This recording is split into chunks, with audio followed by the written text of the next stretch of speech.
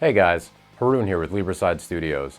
The Shure SM7B has become a staple in the vocal microphone category in recent years for everyone from radio hosts to YouTubers, podcasts, and musicians alike. If you're the proud owner of one of these puppies, you know it notoriously comes in the underhung position, presumably to accommodate radio and podcast type situations. Now, I'm a vocalist before any of these other major categories, so when I first got my SM7B, I was looking for a video online on how to quickly and easily reorient the yoke, but was surprised to see that there actually weren't any.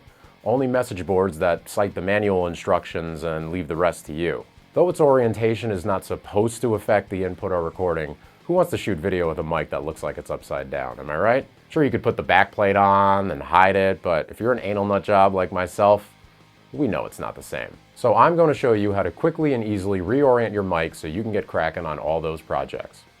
Step 1. Remove tightening nuts on the sides.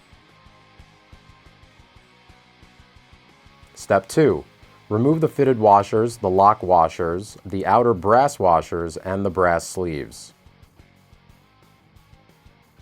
Step 3. Slide the bracket off the microphone. Be careful not to lose the washers still on the microphone. Step 4. Invert and rotate the bracket.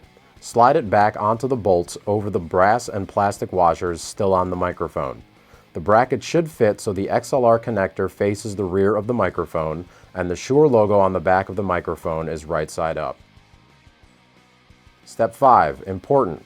Replace the brass sleeves. Be sure they are seated properly within the inner washers. Keep in mind, as it also says in the manual, if the tightening mounts do not hold the mic in position, one or both of the brass sleeves may not be properly seated within all the washers. I had this issue myself after trying it the first time, so do not panic. Step 6. Replace the outer brass washers, the lock washers, and the fitted washers. Step 7. Replace the tightening nuts and tighten the microphone at the desired angle. That's pretty much it. If you found this video helpful, please like and subscribe. We have lots more on the way. Thanks guys. Till next time.